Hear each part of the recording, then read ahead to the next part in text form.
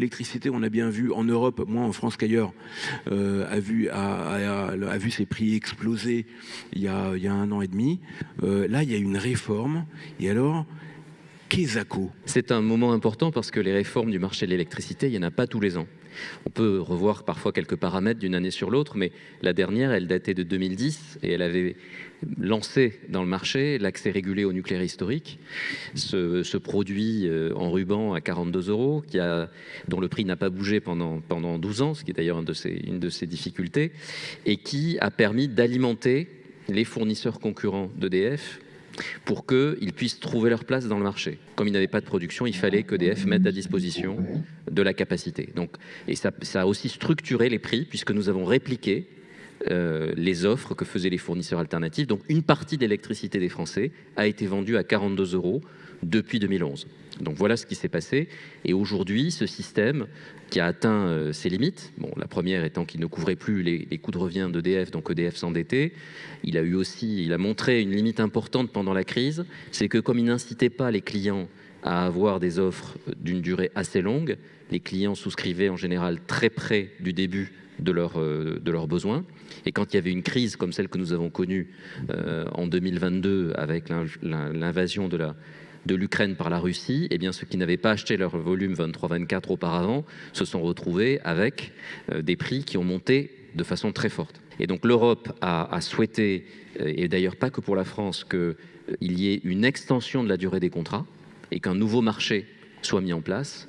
Et surtout avec une idée importante, c'est qu'il faut conserver un marché de gros, donc ce fameux marché spot qui permet le choix de l'utilisation des centrales dans toute l'Europe, interconnectée le plus efficace possible, mais en permettant aussi, dans le même temps, que les prix aux clients, que ce soit des industriels ou des particuliers, soient faits sur une base qui ne soit pas une base uniquement de court terme. Donc de reconstruire, on va dire, de la visibilité pour le système, pour les producteurs et pour les clients, tout en gardant le spot. C'est ça la logique du market design. Et alors, cette réforme, concrètement, elle change quoi si on prend 3 acteurs principaux? Les entreprises, sur leur compétitivité, les particuliers, que nous sommes tous, et puis ce que nous sommes tous aussi dans cette salle, c'est-à-dire des actionnaires d'EDF, quand on est français, enfin contribuables français. Pour ces 3 typologies d'acteurs, ça représente quoi cette nouvelle? Qu'est-ce que ça change pour nous? 31 millions de ménages consomment de l'électricité en France.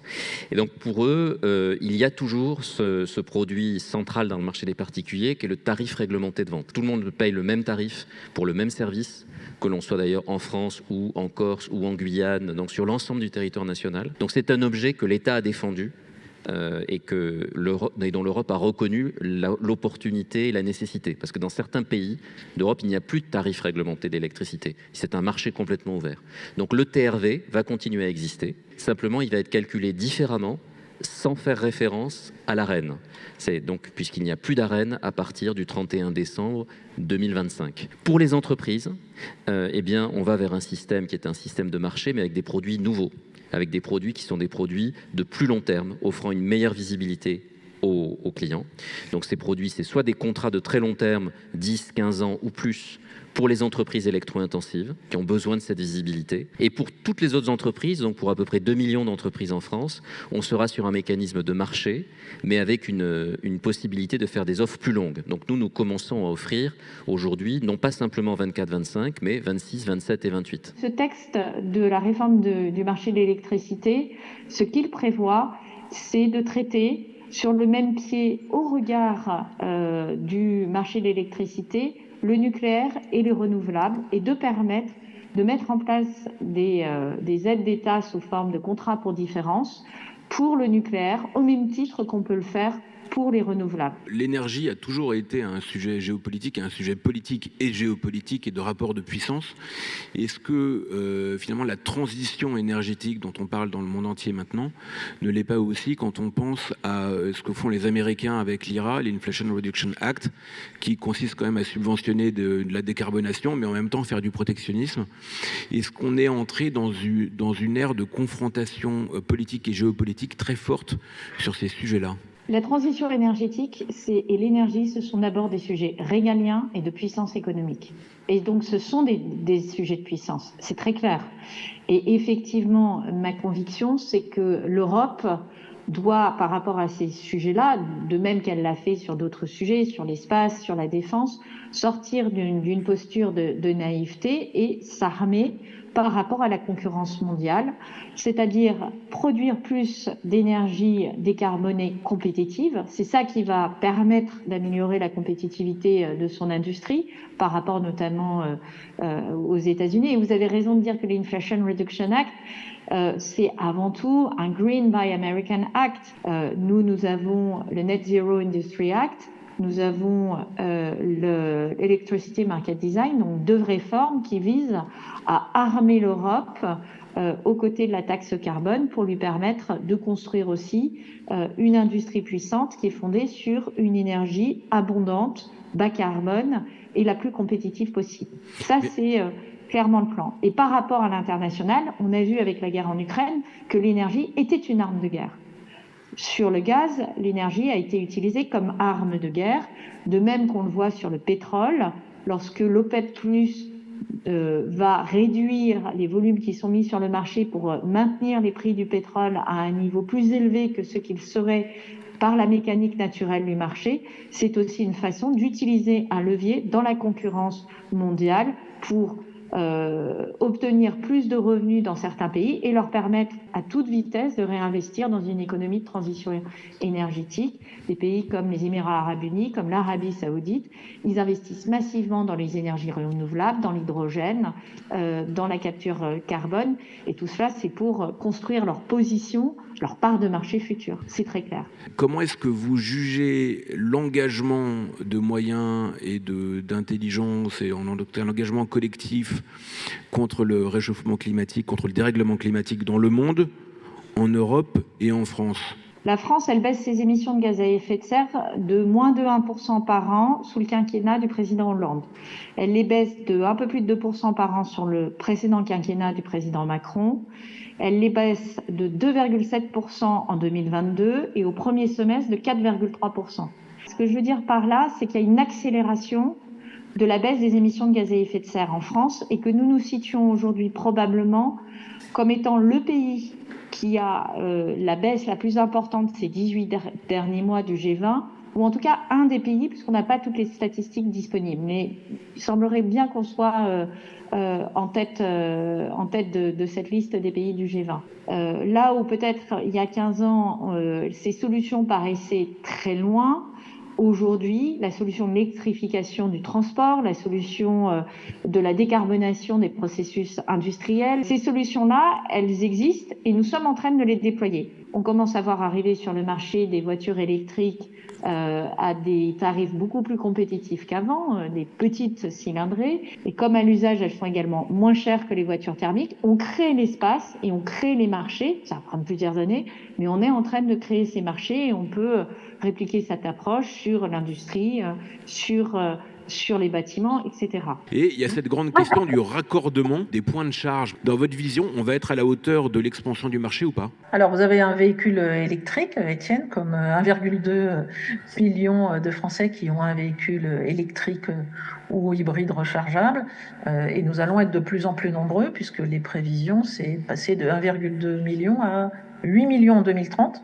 Dans 7 ans, vous voyez, on va faire à peu près x7, et puis 17 millions de véhicules électriques et rechargeables hybrides en 2035. Donc on part d'une croissance très importante et nous ne sommes qu'au début de cette croissance. Et donc ce véhicule, vous avez plusieurs endroits pour le recharger grâce à Enedis. Il y a quand même aujourd'hui, tout confondu, 1,6 million de points de charge ouverts. Donc la France est bien allée dans le top 3 des pays équipés en installation de recharge publique. Comme votre groupe dispose d'un foncier assez conséquent, l'objectif à travers la création de cette filiale, c'était de produire votre propre énergie? Alors oui, tout à fait, parce qu'on aura du mal à couvrir tous nos besoins. Juste pour resituer un peu le sujet, donc la SNCF en France, c'est 14 TWh d'énergie consommée. Donc 8 TWh, ça permet de faire rouler des trains, de faire fonctionner des bâtiments, etc. On a une filiale qui agit sur les marchés selon les modalités que précisait Marc Benayoun tout à l'heure pour essayer de couvrir nos besoins. Et on s'est dit, comme on est aussi le deuxième propriétaire foncier, le deuxième propriétaire immobilier de France derrière l'État, qu'on avait certainement des gisements, des terrains, des bâtiments sur lesquels aujourd'hui ne fait pas grand-chose et qu'il y avait peut-être une opportunité à essayer de produire au moins une partie de nos besoins. On ne va pas couvrir nos 8 TWh avec du photovoltaïque, mais l'idée, c'est de couvrir une partie de nos besoins avec une production qu'on va faire à partir de centrales qu'on va poser sur des vieux terrains qui servent à rien, des bâtiments qui peuvent en recevoir, des parkings aussi, parce qu'on a beaucoup de parkings. Et donc, on a un objectif de déployer 1000 mégawatts de photovoltaïque d'ici 2030-2035. Et puis, on a tout un travail en cours pour essayer d'aller plus loin. On ne sera jamais autonome, mais d'essayer d'apporter notre pierre à l'édifice de la décarbonation, de l'évolution du mix national de l'énergie. Aujourd'hui, on tire 8 TWh sur le réseau, en fait.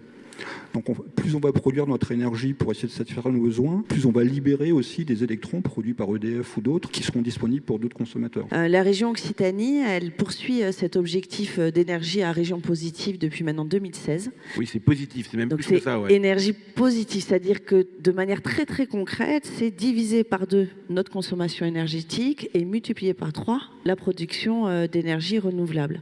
Et quand on est une région qui a beaucoup de relief et donc déjà une force hydraulique, du photovoltaïque, de l'éolien, avec actuellement 2 fermes pilotes et une ferme commerciale en création. C'est un vrai challenge de multiplier par 3 encore ces énergies renouvelables, mais c'est la trajectoire qu'on a adoptée et qu'on essaie de favoriser, notamment en adoptant le pacte vert. Et donc oui, mais c'est un combat qui doit être l'affaire de tous. Ma présidente tout à l'heure lançait la COP territoriale qui était à Toulouse, et c'est normal que la région en prenne sa part. Il y a un sujet de compétitivité de l'industrie aussi, parce qu'on est quand même dans une région avec une industrie très très forte.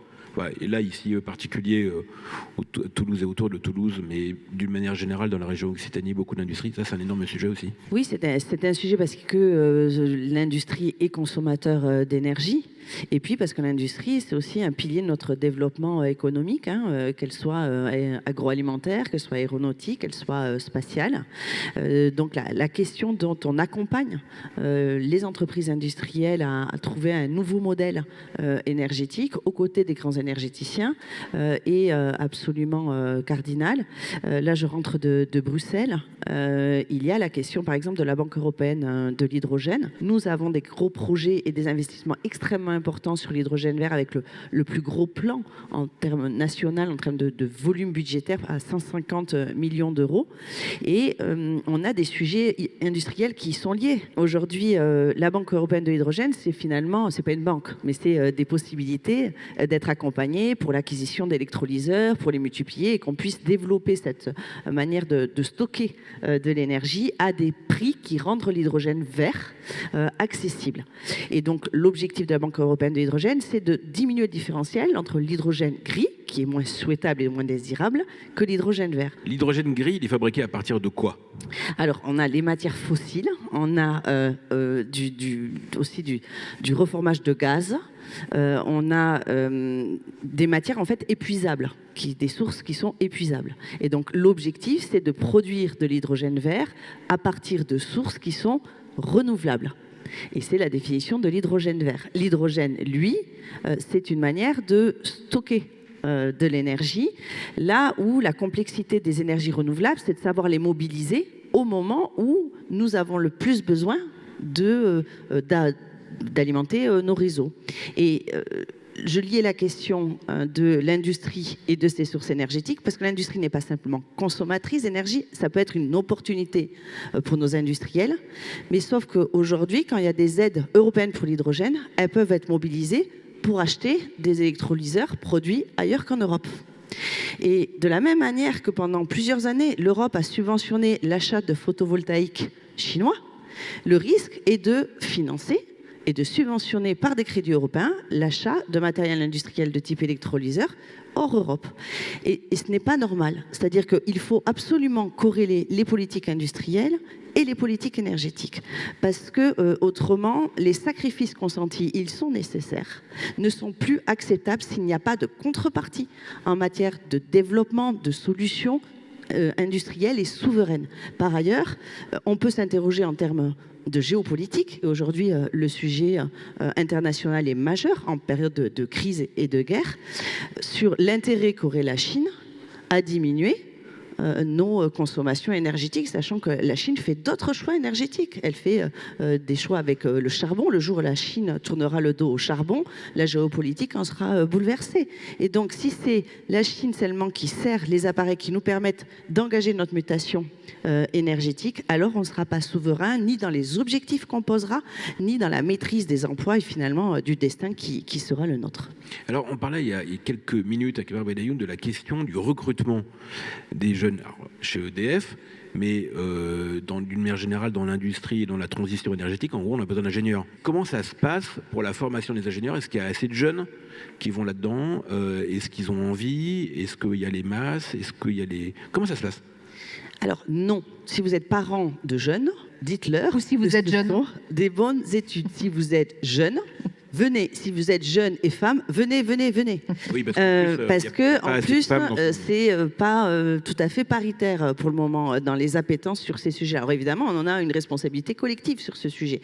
Mais à la vérité, il y a besoin de recruter des ingénieurs, mais il y a besoin de recruter aussi des techniciens, des opérateurs. Et les métiers de l'énergie sont des métiers dont on ne connaît pas tous les contours aujourd'hui. Et donc, il faut surtout apprendre à apprendre et à avoir des acquisitions par bloc de compétences. L'objectif, c'est aussi de former les formateurs. Par exemple, si je continue sur l'hydrogène vert, ça ne suffit pas de dire qu'il faut un support industriel, développer des applications notamment de mobilité et notamment sur le rail, avec les tractions hydrogène avec Alstom et nous, de la première ligne à l'hydrogène entre Luchon et Montrégeau en 2025.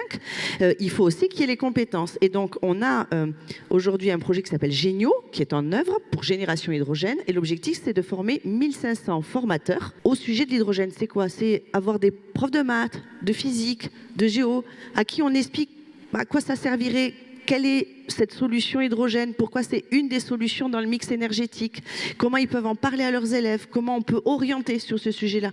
Il faut finalement faire monter toute la culture d'une population pour que des jeunes aient envie de se diriger vers ces métiers et aillent vers des énergéticiens, vers des applications de mobilité qui nécessitent ces nouvelles compétences. Et c'est hyper important pour tout le monde qu'on puisse être bon là-dessus. Et en particulier des femmes, parce qu'il n'y en a pas assez. Et ce qui explique d'ailleurs pourquoi on en manque en général. Si on manque la moitié de la population. On manque toujours de femmes, hein. Mais dans tous les métiers. Malheureusement, c'est pas que dans le domaine de l'énergie. La vérité, c'est que oui, ça s'aggrave plutôt. Il y a moins de femmes dans les filières scientifiques. Faut dire que la réforme Blanquer sur le bac avec la suppression des maths, ça n'avait pas beaucoup aidé, hein, on ne va pas se mentir. Donc là, ça a été rétabli.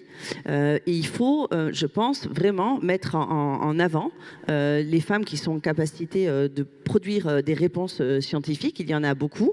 Je remercie et je félicite d'ailleurs Futurapolis et Le Point parce que sur d'autres sujets comme l'intelligence artificielle ou tout à l'heure avec Marianne Legnaud, la présidente d'Enedis, les femmes sont là en tant qu'expertise.